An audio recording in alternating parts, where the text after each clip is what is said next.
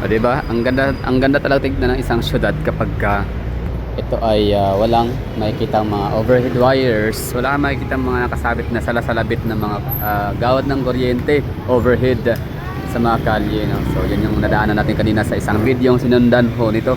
So nasisimula ho yun sa may Magallanes, likod ng Davao City Hall hanggang sa dyan sa may unahan ng Ramon Magsaysay Avenue. Okay, so yun po yung video natin ngayon dito, is lalakarin ho natin yung lugar, yung kalsada ng Davao City na kung saan makikita ho natin ang overhead wires, ganyan yan, may mga kuryente pa yan.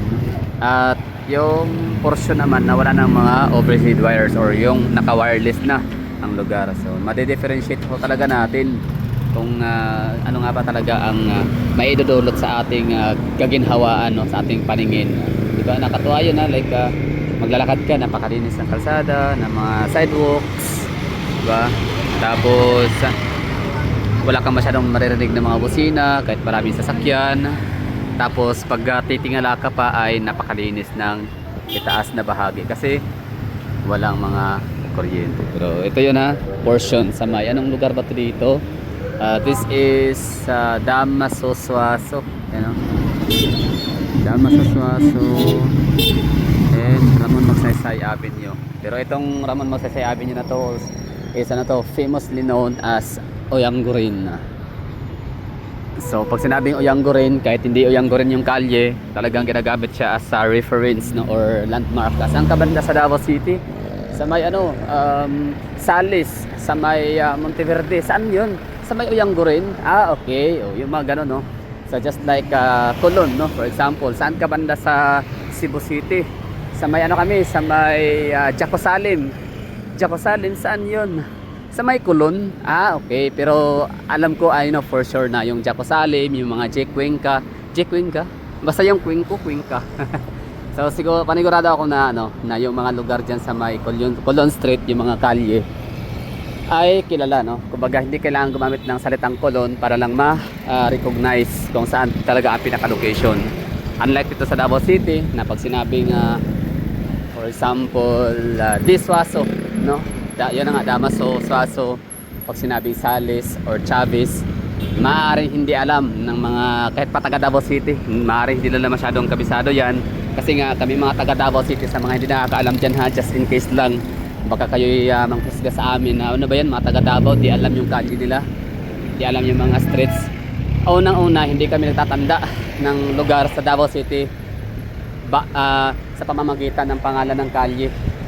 Oo, kundi tinatandaan namin yung landmarks. Saan ka banda sa Davao? Sa may Samson. Saan banda sa Chavez? Saan sa Chavez? Yung may Samson, yung may Joji Ilagan. So ganyan kami magtanda dito ng mga lugar.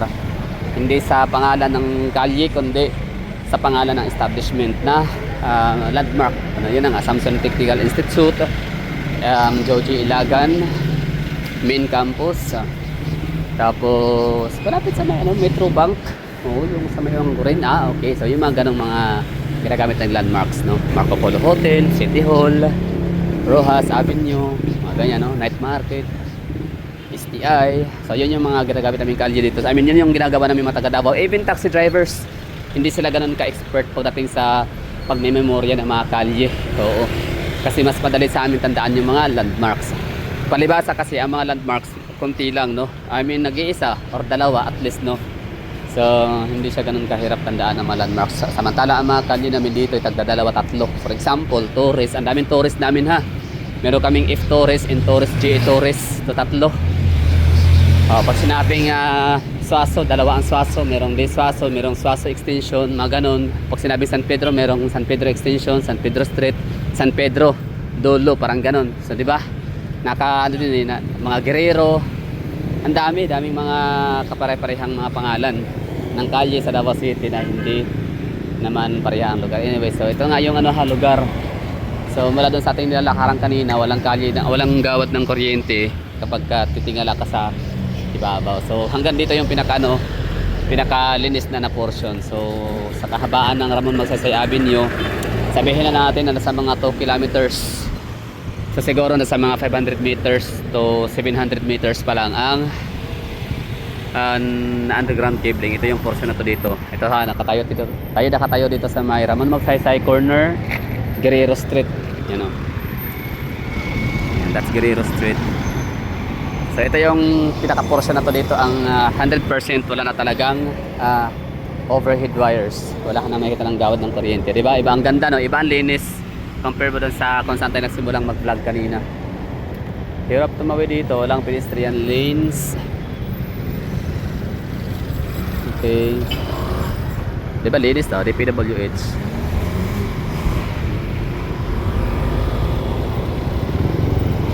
Tuloy lang natin i-turn on ang ating camera. Makuha natin ang lahat ng pwedeng makuha. Oo, anything under the sun. Hindi ko alam kung paano magkatawid nito. Walang pedestrian, wala rin traffic lights or traffic signs. Pero sige lang, mas maganda yun para mas mataas yung video. The longer the better, para walang mabibitin ng mga taga Davao City na namimiss na yung lugar ng Davao City. Ng Davao, no? Dito sa may particular Taman Magsaysay o Yanggo rin, Chinatown.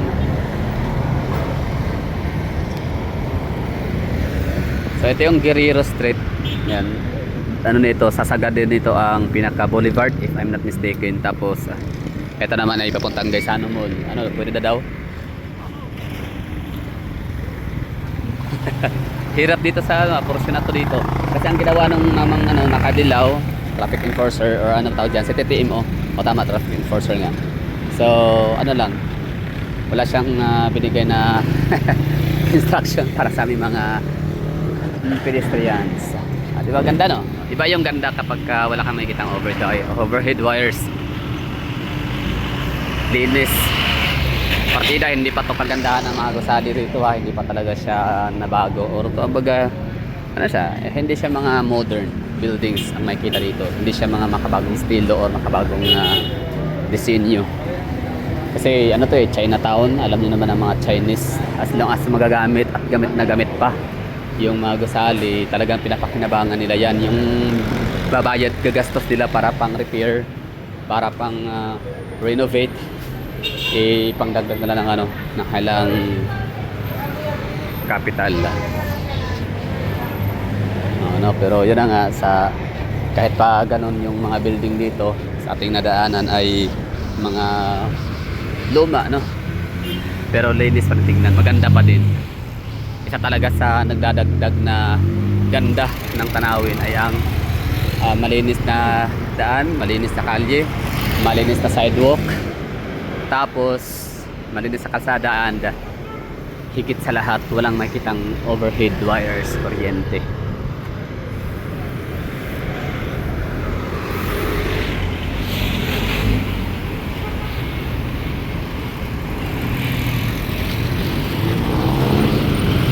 Ramon Magsaysay Avenue Underground Cabling System, Davao City.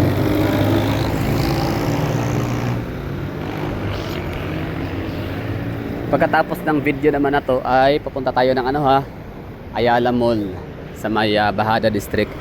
Sa lugar ng Davao City, wala namang talagang certain districts na mga business districts. I mean, may mga business districts, pero yung mga barangay or yung mga lugar ay gawa-gawa na lang namin, no, para mas easy i-identify.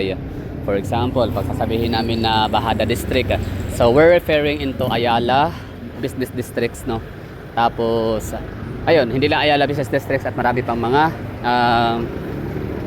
ibang mga negosyante, no, mga developers, mga mixed-use development. For example, yung Gaisano Mall, kasama na kasi yan sa Bahada, no. Pag sinabing Bahada Districts, we're talking about Gaisano Mall, isa sa pinakamalaking shopping mall sa Davao City noon bago pa nagawa yung SM City Davao renovation, expansion, extension. So yun na guys, pag sinabing Bahada, it's Gaisano Mall of Davao, Victoria Plaza Mall. Kahit pasarado na, pero hindi talaga yan mawala-wala sa mga isipan ng mga taga Davao City.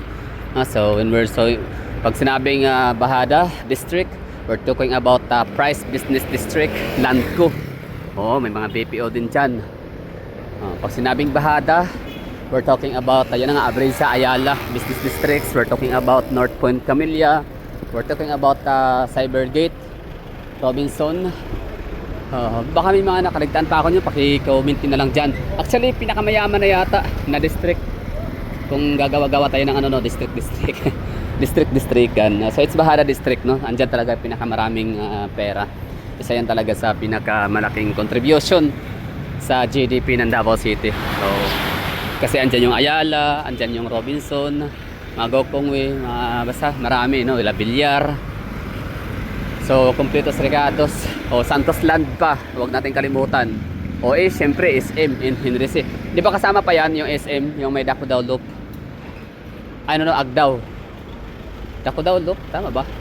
O Dakudaw Loop, Dakudaw Loop nga. Yung sinabing Dakudaw Loop, yun yung ano, yung tawag nito, Damusa o Santos Land. Sino ba may-ari ng Santos Land? Syempre mga Florindo, Dagameo. Yung mga kumpanya nito, Tabico, Santos Land Development Corporation, mga ganon. Marami, no? Maraming mga ano diyan, mga business parks and business districts. Business districts, no? Mas accurate. Wala kami masyadong business parks dito like IT Park, Cebu Business District. Wala kaming Global Township. I mean meron dalawa na pala, Ashwila Cove and DGT, pero yun nga hindi pa siya talaga sila fully developed. Kumbaga continuous pa yung paggawa ng mga gusali. Hindi pa materialize ang maraming mga establishments and mga infrastructure nila. Okay, so andito na tayo sa pinaka busiest intersection, one of the hindi man busiest.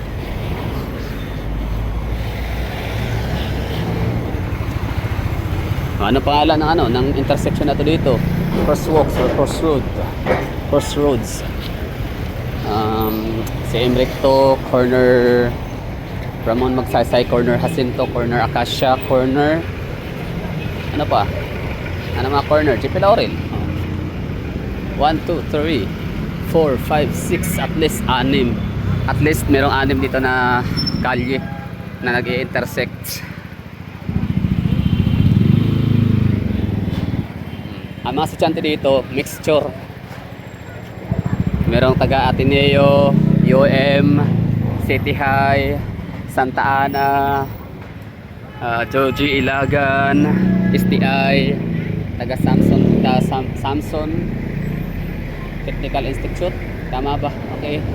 Ano pa ba, no? Marami dito ng eskwelahan. Oo, nagpang-aabot UIC, of course. Malapit lang dito yung UIC. Assumption College.